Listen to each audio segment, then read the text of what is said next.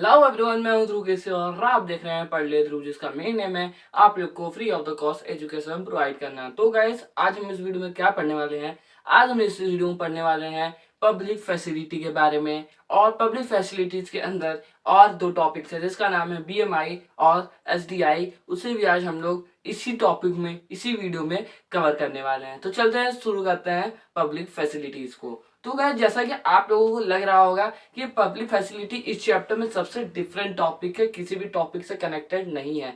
अभी आपको लग रहा होगा इसके टॉपिक के नाम की वजह से, लेकिन अभी मैं धीरे धीरे आपको पढ़ाऊंगा तो आपको समझ में आएगा कि हाँ, पब्लिक फैसिलिटी इस पूरे चैप्टर से जुड़ा हुआ है। कि अभी आप सोच रहे होगे कि कहाँ से डेवलपमेंट चैप्टर, कहाँ डेवलपमेंट से पब्लिक फैसिलिटी की ओर मैं आ गया हूँ। तो चलते हैं, पढ़ते हैं और पहला पॉइंट देखते हैं क्या लिखा है। बहुत भारी भरकम पॉइंट है और आप लोग दब जाओगे उस पॉइंट से। देखते हैं क्या लिखा है उस पॉइंट में। Money is your pocket can not buy all the goods and services that you may need to live well. मतलब कि ये बोल क्या रहा है कि मनी ही एक ऐसा चीज नहीं है जिससे आप हर एक चीज खरीद के अपने लाइफ को अच्छे से जी सकते हो।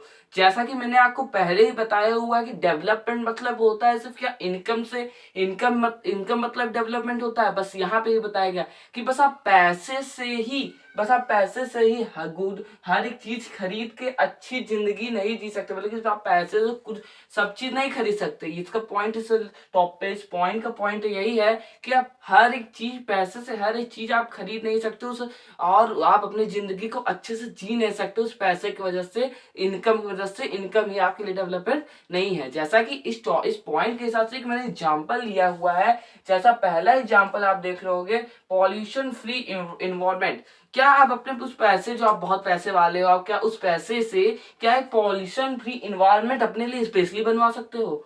क्या ऐसा आप कर सकते हो? इस पॉइंट से ये समझिए कि आपका पैसा है तो आप हर एक चीज अपने साथ खरीद सकते हो, ऐसा नहीं है। और इस एग्जाम्पल से आप अच्छे समझ पाए होंगे कि जब पॉल्यूशन फ्री इन्वायरमेंट आप अलग से अपने लिए बनवा सकते हो क्या? ऐसा कोई कहीं जगह है तो आप मुझे बताओ प्लीज। इनकम पैसा वाले, पहले पैसा वाले के एग्जाम्पल ले रहा हूँ। कोई ऐसा जगह है क्या जो आप पॉल्यूशन फ्री इन्वायरमेंट अपने लिए बनवाओगे अलग से? ऐसा तो कर नहीं सकते कि इन्वायरमेंट फ्री बनवाओगे। जहां पे भी आप अपना घर बनवा रहे हो, मान लो आप जंगल में ही बनवा रहे हो, मान लो आप जंगल में ही बनवा रहे हो अपना घर, आप रहने के लिए वहीं अपना घर बनवा रहे हो, लेकिन तब भी वहां पे पॉल्यूशन है, वहां तब भी पॉल्यूशन फ्री कोई भी चीज नहीं है। जैसा कि एग्जाम्पल ले लीजिए, जो बड़ी बड़ी कंट्रियां हैं वो भी इस पॉल्यूशन से अभी जूझ रही है। अभी इस पॉल्यूशन से वो भी जूझ रही है। उनके पास तो पैसा बहुत है, लेकिन वो पॉल्यूशन से लड़ रही है, जूझ रही है। और जैसे कि अभी ये कोई एग्जाम्पल ले लिया, अभी इंडिया में एग्जाम्पल है, दिल्ली या मुंबई का बहुत पैसों वाला देश है, बहुत पैसों वाला जगह है, पैसे वाले लोग वहां रहते हैं। तो वहां पे तो तब पैसे वाले लोग रहते हैं, वहां पे जब ज्यादा पॉल्यूशन भी है तो उन लोग उससे झगड़ नहीं रहे? क्या उन लोग उससे लड़ नहीं रहे कि पॉल्यूशन लड़ नहीं रहे? रहने का उन लोग का आदत हो गया है। तो इस वजह से ये जो पैसा होता है ना, हर एक चीज को खरीद के दे नहीं सकता, और आपको अच्छी जिंदगी के लिए बस पैसे की जरूरत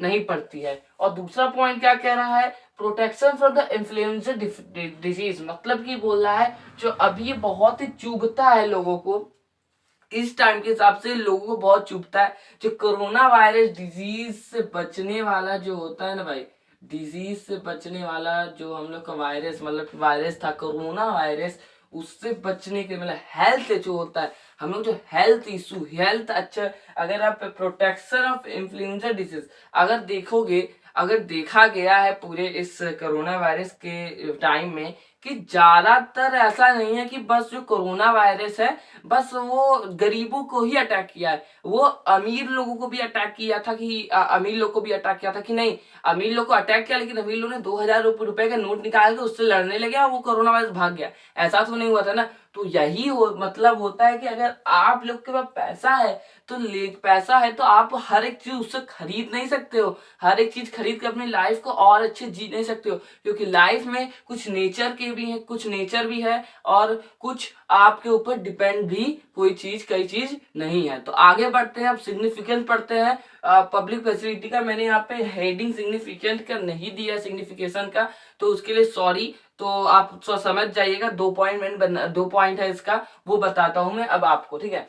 for many of the important things in the life, the best way, also the cheapest way, is to provide these good and services collectively. Example, security and transport.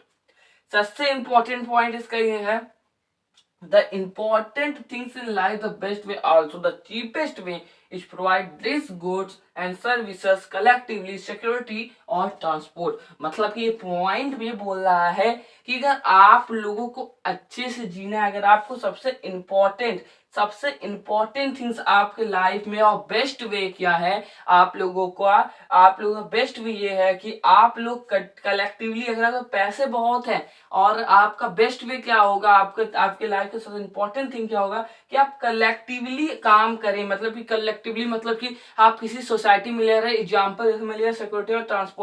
Collectively मतलब कि आप किसी सोसाइटी में रह रहे हैं, सोसाइटी में मान लीजिए 5 सिक्योरिटी गार्ड हैं, 5 सिक्योरिटी गार्ड है, और वहां पे मान लीजिए 5 सिक्योरिटी गार्ड टाइम के हिसाब से वहां सिक्योरिटी चेंज होते रहते हैं, 5 सिक्योरिटी गार्ड के टाइम के हिसाब से चेंज होते रहते हैं। अगर आप यही सिक्योरिटी गार्ड अभी आपके जो चल रहा है, अब इसी से अगर आप काम करो, मतलब इसी को कहेंगे कलेक्टिवली। अगर 1 या 5 आपके जो सिक्योरिटी गार्ड है एक पूरी सोसाइटी को देख रहे हैं रात भर चेंज होके, तो उसे कहेंगे कलेक्टिवली काम करोगे तो आपको चीप मतलब सस्ता भी पड़ेगा, बेस्ट भी होता है, सस्ता भी पड़ेगा आपके लिए और अच्छा भी रहेगा। अगर आपको कलेक्टिवली काम नहीं करना है तो आप एक अलग से अपने घर के बाहर, हर एक घर के बाहर सोसाइटी में, अगर कलेक्टिवली काम नहीं करवाना है तो हर एक घर के बाहर सोसाइटी में, हर एक घर के बाहर एक सिक्योरिटी खड़ा करो, और फिर वो जो सिक्योरिटी है बार बार आपसे बोले भैया भैया थोड़ा पैसा दे दो भैया, थोड़ा पैसा दे दो भैया, मैं टाइम हो गया। तो ये थोड़ा जो चीपेस्ट तरीका भी होता है और एक अच्छा तरीका भी होता है, एक साथ और टुगेदर अच्छे से काम करने का भी तरीका ये होता है। दूसरी पॉइंट सिग्निफिकेशन का क्या है, पब्लिक फैसिलिटी और हेल्थ एंड एजुकेशन कनेक्ट करके दिखाइए। इसका मतलब क्या होगा, इसका मतलब होगा डेवलपमेंट पब्लिक फैसिलिटी में भी हेल्थ और एजुकेशन आता है। सबसे इंपॉर्टेंट पॉइंट है सिग्निफिकेशन का, अपने से बना के आप लिख सकते हो, मैं चार्ट बना दिया यहाँ पे। जो पब्लिक फैसिलिटी है उसमें आपको हेल्थ भी इंपॉर्टेंट होता है। अगर हेल्थ अच्छा है किसी भी देश का और एजुकेशन किसी भी देश का अच्छा है तो वो कंट्री डेवलप कहलाई जाएगी। इससे कनेक्ट करके आप देख लीजिए। तो गाइस ये तो था पब्लिक फैसिलिटी के अंदर और कई टॉपिक्स है जिसका नाम है बीएमआई मतलब कि बॉडी मास इंडेक्स। अब मैं आपको पढ़ाने जा रहा हूँ, चलते हैं बीएमआई शुरू करते हैं बिना किसी देरी के। तो गाइज ये रहा बीएमआई मतलब कि body mass index. Body mass index मतलब क्या होता है ये अब हम आप लोगों को बताते हैं, और बॉडी मास इंडेक्स कैसे निकाला जाता है ये बताते हैं। और ये दो टॉपिक जो मैंने बताया आपके बहुत इंपॉर्टेंट टॉपिक है क्योंकि पेपर में पूछ देते हैं। जैसा कि आप अगर पीवाईक्यू में प्रीवियस ईयर क्वेश्चंस देखोगे तो उसमें इस दो टॉपिक्स में से मतलब बीएमआई और एसटीआई में से दोनों में से एक या दो क्वेश्चंस 2 नंबर वाले क्वेश्चन आंसर में आए होंगे। तो अगर ये टॉपिक बहुत इंपॉर्टेंट है, इसलिए इंपॉर्टेंट है क्योंकि ये टॉपिक में से बहुत छोटे क्वेश्चन पूछ लिए जाते हैं 2 नंबर के। तो शुरू करते हैं इस टॉपिक को। पहले क्या है, how to find out BMI मतलब बॉडी मास इंडेक्स को कैसे निकाला जाता है। थोड़ी बहुत कैलकुलेशन इसमें लगने वाली है, थोड़ी बहुत कैलकुलेशन रहेगी, ज्यादा कैलकुलेशन नहीं रहेगी। वो मैं भी आपको बताता हूँ क्या क्या कैलकुलेशन इसमें रहेंगी। Weight of the person in KG, height in metre square मतलब कि जो पर्सन का वेट होगा हम लोगों को उसको केजी में लेना होगा, जो हाइट होगा पर्सन का उसे मीटर स्क्वायर में लेना होगा। मतलब मीटर के साथ जो ब्रैकेट में स्क्वायर लगता है, मान लीजिए मैं 1 ले रहा हूं 1 मीटर स्क्वायर, ये ऐसे आपको ए स्क्वायर में लेना होगा। तो चलते हैं बताते हैं कैसे निकाला जाता है BMI body mass index. Body mass index के लिए एग्जांपल नहीं, ये अल्टरनेटिव फार्मूला है बॉडी मास इंडेक्स का। यहाँ पे आप बीएमआई इक्वल टू करके लिख सकते हो, ठीक है। अब बीएमआई इक्वल टू करके लिख सकते हो तो वेट अपॉन हाइट मतलब कि वेट ब्रैकेट में लिखा केजी, हाइट में ब्रैकेट में लिखा मीटर स्क्वायर। यही फार्मूला आपको हर जगह बीएमआई में लगने वाला है। मैंने एग्जांपल लेके निकाला है कि 25 किलो किसी का वेट है और 1 मीटर उसकी हाइट है, तो इसका बीएमआई निकला 25 मतलब 25 बीएमआई निकला। अब आप सोच रहे हो कि भैया आपने अभी कुछ वो केसेस नहीं बताया, कोई रूल नहीं बताया कि क्या कैसे उसमें होता है, कैसे होता है, क्यों नहीं होता। अब मैं आपको बताता हूँ, देखते हैं कैसे आपको समझ में आना चाहिए। बहुत इंपॉर्टेंट पॉइंट है सब। इन दिस केस देखिए ये सभी केसेस में बताऊंगा आपको।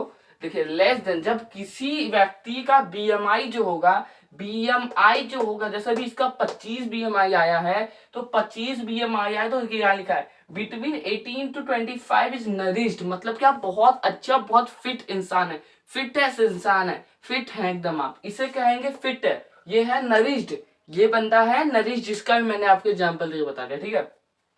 अब क्या बताते हैं, लेस देन 18 जो होता है वो अंडर नरिश्ड माना जाएगा। मान ये 25, यहाँ पे अगर हम 18 कर देंगे ना, 17 अगर कर देते हैं तो यहाँ 17 हो जाएगा। तो जो बंदा है, जो बंदा जिसका मैंने यहाँ पे एग्जाम्पल लेकर वो 17 कर दिया, तो ये अंडर नरिश्ड मारा जाएगा। अगर 18 रहता तो नरिश्ड रहेगा।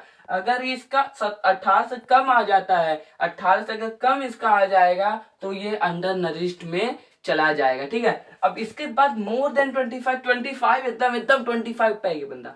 एक तो 25 मतलब कि फुल्ली नरिश्ड बंदा है। अगर ये 25 के ऊपर जाता है तो ये ओवर वेट माना जाएगा। अगर 25 के ऊपर जाएगा, या 26 कर दूं तो या 26 26 आ जाएगा, तो यहाँ पे ये ओवर वेटेड माना जाएगा बंदा, मतलब कि मोटापा ज्यादा है इसका, ठीक है।